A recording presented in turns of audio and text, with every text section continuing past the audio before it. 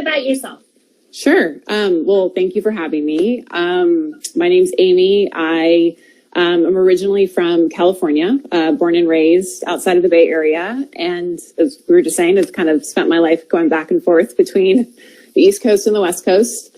I'm married. I have 2 boys who keep me very busy, but very happy. And I am currently the Chief Marketing Officer at LA 28, getting ready for the Olympic and Paralympic Games in 28, which might sound like a really far time away, but certainly keeps us busy. Yeah, no, I know. And that's one of the things we want to chat with you about is we know that you're super busy and we know that the Olympics are in 2028 and it seems like so far away, but it's going to be here before we know it. So how do you stay focused and, look ahead and keeping everything on track as you're planning for that event?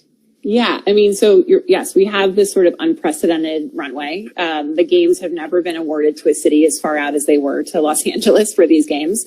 So, having the opportunity to take that time and also the fact that we don't have to build any new permanent venues, right? We're able to tap into all the amazing venues and facilities that exist around Southern California. Is allowing us to really take the time to lean in and to think about how we can co-create these games with our community, with our partners, with athletes. LA is such a unique city. It really defies a singular identity, and we're really excited to tap into the creativity, the diversity, and the sense of possibility that exists in Los Angeles, and channel that into delivering a games that will make the city proud. That's amazing. That's amazing. And so let's talk about how you started off at Madison Square Garden. Sure. Beth Brodsky just joined us. I saw. Who connected us. I saw. She heard us. I think she heard us. So we have to give her a shout out. But yeah, I'm curious. How did you start off at the Garden?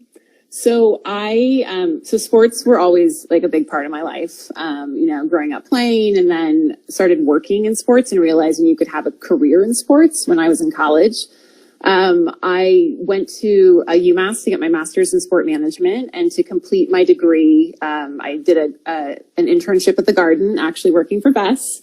And, I was lucky that turned into a full-time role, and I was then there for about 6.5 years, and was able to work in a lot of different areas. I started with Best focusing on sponsorship marketing, where we, serviced all the partners who are sponsoring the various events, family entertainment, sports, theatrical productions, if you can believe it, when you think about the Garden too. And then I shifted to more of a traditional ticket sales, butts and seats type marketing as well. Yeah. Oh my goodness. So I have to ask you, during your time at the Garden, what was your favorite concert? So you said you might ask this. So I've been thinking about it. And first it made me realize it's just been so long since I've been to a concert. Even without a pandemic happening, my life is such that is not a regular occurrence. So I more just thought of the memories just came flooding back. But Prince for me was a really incredible concert. I mean, obviously knew the music, but to see him move and dance and just the way he his presence on that stage was phenomenal. So that's one I thought about. And then the other was U2 for the Elevation Tour, which, I'd just never seen them live, always loved the music. And my husband is diehard fan. So we went to one, and it turned out to be many more than one of those shows on that tour. But yeah, those are 2 that come to mind. I love it. Well, thanks for sharing that, Amy. Thanks for sharing. So you started off at the Garden, and then you moved on to Visa. So what was that transition like for you? Yeah, so I made the move to Visa, and that was another cross-country situation. And I started in a group that was called National Promotions. And my focus there was it was almost like the other side of what I had done when I was doing sponsorship activation at the Garden. So I was now at Visa. There was an amazing sort of array of sponsorships that Visa had, and I had an opportunity to think about how could we use those assets to drive business and to also work with partner banks. I started on the Olympics for the Torino 2006 games, which makes me feel very old, but really I had always loved the Olympics. And so to have a chance to do that with Visa was pretty remarkable. And I went on to do 5 games with Visa in a variety of different roles. So it's a really special time. Yeah, no, that's great. And did you see as marketing evolved, Amy, from going from, marketing partnerships to butts and seats to then being the sponsor of these amazing events, how did that, from your perspective, how were you capitalizing on marketing to from a consumer perspective and from an overall brand perspective? So I think, my time at Visa really taught me to be like a very disciplined marketer, right? In terms of how I approached everything. It was, grounding it in the business strategy, grounding it in our business objectives, grounding it in data and insights, right? What did we know about our audience? What did the property mean? And what were those like points of connection that we could tap into? And then just setting out to design a communication strategy that would really maximize that connection and those insights. Visa is very data driven, and from a marketing perspective, it really was a blend of the art and the science. So had an opportunity to work with a range of amazing agencies and partners to bring together some really, work that I am proud of. But also felt like I could quote for you like the Ipsos stats at the same time, right? So it was really that blend that was quite important. Yeah, no, that's great. And so when you think about, Amy, your career trajectory, right? How have you transitioned from partnership marketing into marketing? And what is that thread that you feel that is continuous across both sectors? So for me, when I think about partnership marketing, it really boils down to relationships. And I just think that, how working when I sat kind of on both sides of that equation, I had to understand who my partner was, right? I had to, if I was at the Garden, I had to understand what was a priority for Coke or for McDonald's. And then when I was at Visa, even in a partnership marketing role, I had to be the expert on the relationships that I managed, which were the IOC, the USOPC, and even Disney, for example, for a time. So having those relationships, understanding the partner, understanding collaboration, the art of compromise, the art of negotiation, and then just how to be an advocate for each other, right? And so I think I've brought all of that to kind of what I do now on the marketing side. At Visa, having that understanding from the property relationships made me more effective and also allowed me to cultivate sort of relationships with all of our global markets because we did run this in a global fashion. And I think now at LA28, it's about, I sit in marketing, but our commercial team is a partner. Like we're side by side all the time as well. So that's kind of how it all ties together. Yeah, no, yeah. And just a few comments. Beth says you're a rock star and says love seeing and having you here, Amy. I agree, Allison. I'm very excited Allie, that we were able to get Amy here with us. So Amy, what when you think back, to, I'm going to stay in the marketing partnership sector for a second. What was the best program that you worked on with, and what was the partner? From the Garden Days, you're saying? Yeah. Or even from, the Garden. Yeah, I do the Garden Days. Okay, so, Bess will probably remember this, and but the one that comes to mind, and the one that I actually went right when you asked me, I just flashed on using this as a reference when I was interviewing for my job at Visa, was theatrical productions were a big part of what we supported. And I'm just remembering what we did with a car sponsor who was sponsoring The Wizard of Oz. Do you remember that when I was at the theater at Madison Square Garden? Yes. And we just did an elaborate activation that was tied to creating a yellow brick road that went to this emerald green car that sat on the concourse, and then how we stuffed it with yellow bricks to speak to kind of the inside room of the car, right? Improve some of their product things, and then ran some sweepstakes. But it was a lot of fun. I think that comes to mind. And then the Chase Championships, which was the women's tennis tournament. Yes. And that's where I spent a lot of my time, especially at the beginning of my time at the Garden. And that was dozens of partners and putting together programs large in scale, small in scale, running a whole sort of, consumer facing experience that was across the concourse. That was a really career shaping experience for me. Yeah, that's great. I love those examples. And Amy, when you think about, we've been in a lockdown for, the year plus, and it seems like things are starting to open up. What do you think marketers need to keep top of mind as consumers start to attend events and sporting events? What would be the things that, we should be thinking about? I think it's just, again, to keep your eye and your ears really open to what the consumer is feeling and experiencing, and remembering that everybody will sort of return to normal, right? If we're going to call it normal, at different paces, at different speeds, with different levels of comfort. And so I think being patient, again, being disciplined, in terms of how they are staging that, messaging, and not assuming that, one experience is going to be right for all. So I think just sort of reflecting on what will be a priority for that individual and trying to respond as such. And from an events, I think, excited to see them come back. Super excited to see them come back. Yeah. I read this morning that the mayor of New York City will soon announce when Broadway can open. Oh, amazing. Yeah. Yeah. And I was like, for a second, I was so excited, but then I thought about the theater seats and how close they are together. So automatically I went to social distancing, and I'm like, what's that going to look like? Yeah. Right. I find, I don't know about if you feel this way. I find even if I'm watching something on TV and they're not social distance, I have to remind myself it was from another time. But, I think just like we've seen with sporting events, it's going to be eased back in, but so excited to see the Broadway shows return. It means so much to the city. And if you connect it to like the hospitality industry as a whole and sort of tourism, and, I think just to signal that is coming, it will be a really nice sign for a lot of industries.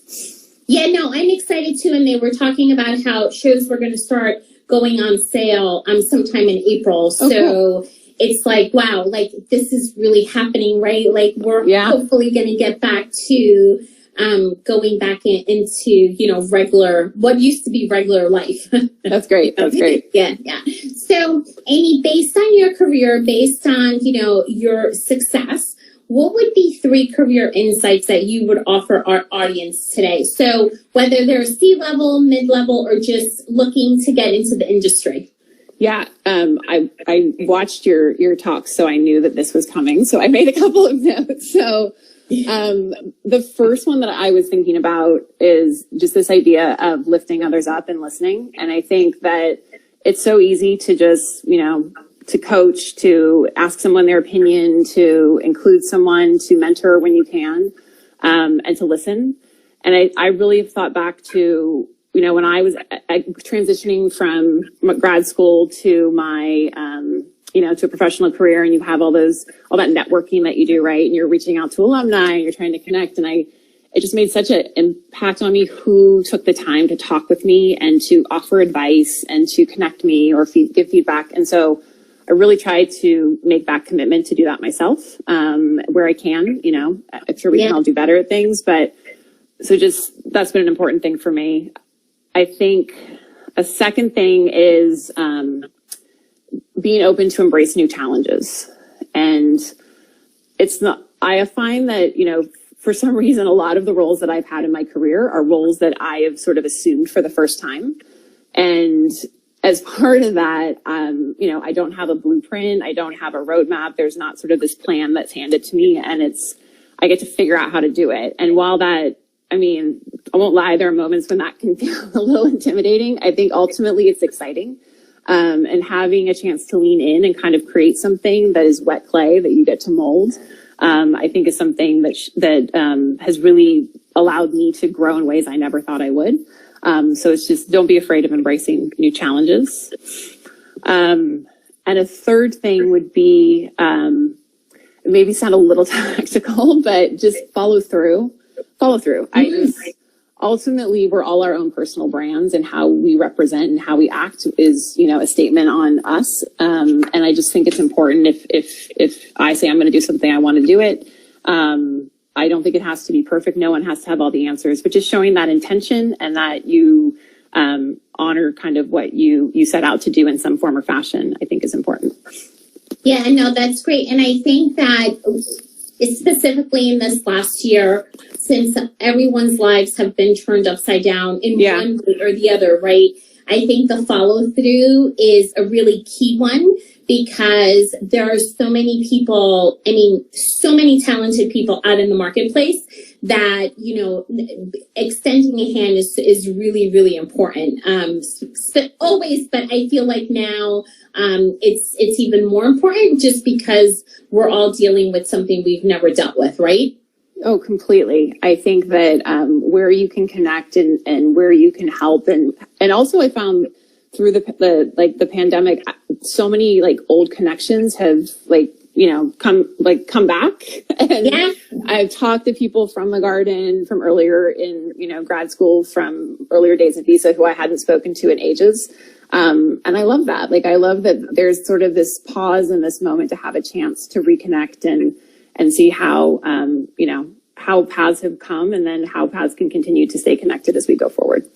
Yeah. And I'll tie that back to something that you said earlier, just in terms of how partnership marketing is all about relationships, right? Yeah. So even, to your point, we're all our personal brands, but that those relationships are so, so important. Yeah. Yeah. Very much so. The foundation. Yeah. And I was just going to say, no matter what side you're on, right? I think just in anything that we do, they're so important. Yeah, no, absolutely. And the last question that I'll ask is, as we look ahead, again, I keep thinking about this whole idea of, post-COVID, everything's going to go back to normal. I don't know what the new normal is going to be. But just from your perspective, Amy, how important do you think digital and social media, how is it going to be more important than traditional marketing, or do you think it's all going to balance back out? I continue to think that digital and social will continue to kind of be the lead horse in terms of how we're going to connect, ultimately, because it really allows for a chance to have that more personalized experience, and individuals have more control over how they are going to be interacting with content, with the brand, with others. Something that we're really trying to do with our work at LA28 is, be very mindful of understanding how we can invite others to help co-create, these games, right? And how we can invite participation and opportunities for storytelling and self-expression. So I think, our goal is to have everyone feel they have that personal connection and a way to experience and bring the games as we bring the games to life. And I think that social and digital media really allows for that in a way, more than traditional means have in the past. Yeah. And I agree with you. And I'm also, it almost feels like there's everyone is a content creator, right? So I'm super, super curious to see how brands will continue to align with micro and nano influencers and not specifically the bigger influencers. Yeah. And I feel like that's been an area we've been trying to also understand. And we're early days at LA28. We're definitely still kind of sometimes test and learn, but we launched our brand last year, and in doing so, we wanted to bring a collection of voices to life, right? It wasn't about any one way to tell the story of Los Angeles or any one way to tell the story of what these games will be. It's through the collection of voices from athletes, Olympians, Paralympians, artists, community activists that ultimately will shape this moment for our country in the future. Yeah, it's so exciting. Well, just know that, I'm a new fan of Amy since Beth. I appreciate that. So again, thank you, Beth, for connecting us. I really appreciate that connection, and that, again, super grateful. And Amy, I know that you have tons of fans who are rooting for you. So just know that, as you continue to roll out LA 2028, you are going to have a lot of people cheering you on. So thank you so much for your time. Thank you, everyone, for watching. And we'll see everyone here next week for our next Lunchtime Conversation. Thanks, Lisa. I really enjoyed it. Thank you so much. Okay, thanks. Okay, bye.